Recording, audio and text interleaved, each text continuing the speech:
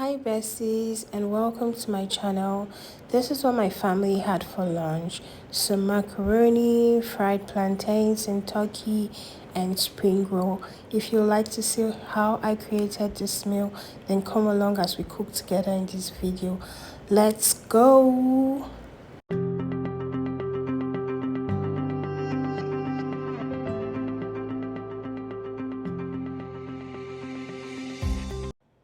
So today we're going to be making some saucy stir-fried macaroni, and I'm going to be having some fried turkey and spring rolls and plantains.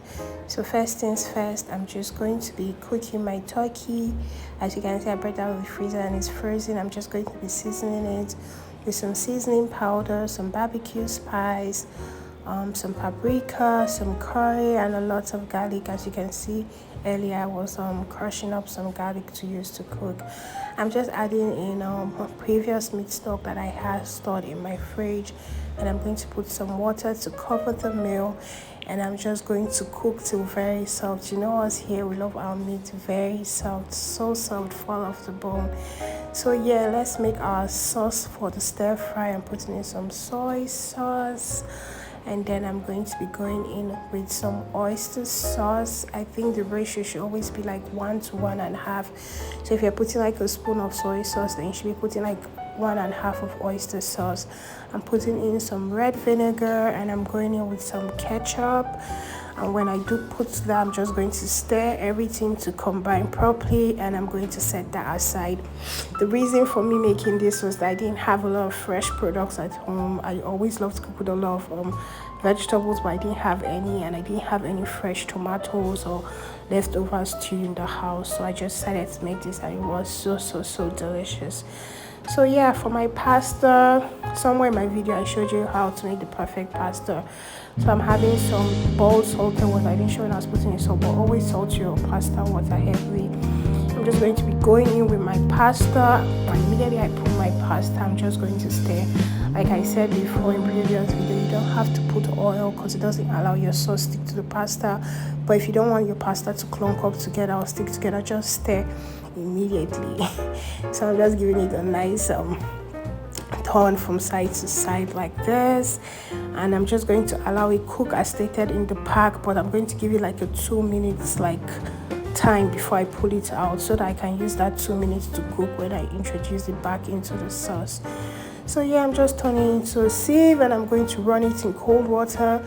The essence of running it in cold water is so that you stop the cooking process, because you don't want mushy or too soft pasta. So yeah, now to make the sauce, you can see this oil has a very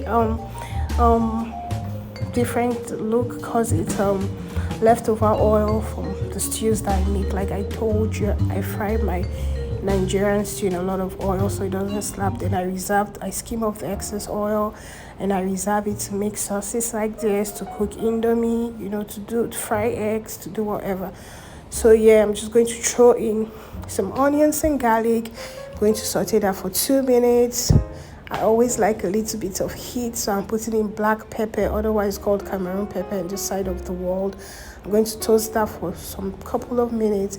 Then I'm going to be going in with my sauce, and I'm going to allow that cook on very low heat, let it marinate, get to know each other, and I'm just going to be stirring it from time to time so it doesn't burn. And then my washed pasta, just going to be adding it back into the mix, and I'm just going to stir it. Unfortunately, I didn't save some pasta water, but you should, because I wanted to use some of my meat stock, to cook this. So I added some meat stock and allowed it to cook for 2 minutes to 3 minutes, and voila, my saucy stir-fried pasta with macaroni was ready. I'm checking up on my turkey. It's nice and tender.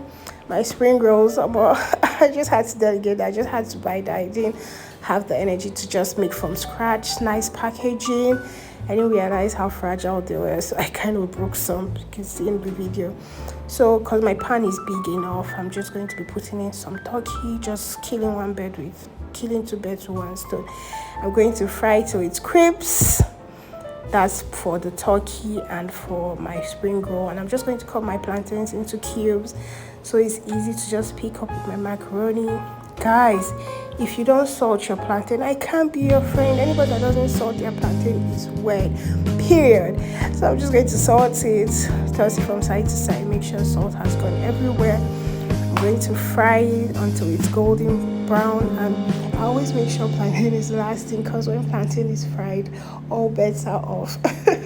Meaning, if I fry it before I fry the turkey or before the spring rolls, I'm just going to eat all of it in the kitchen. So I always make sure it's the last thing I'm doing. So yeah, my plantain is nice and ready. We don't want no oily plantain, so we're just going to put it into a sieve and some paper towel to soak up all of that excess oil. You can't tell me plantain is not happiness. I love plantain so much, it's so good.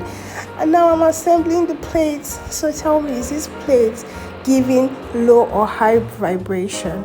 This was so delicious. Will you be trying this out? Please don't forget to like and subscribe and share. Thank you so much for watching, and bye.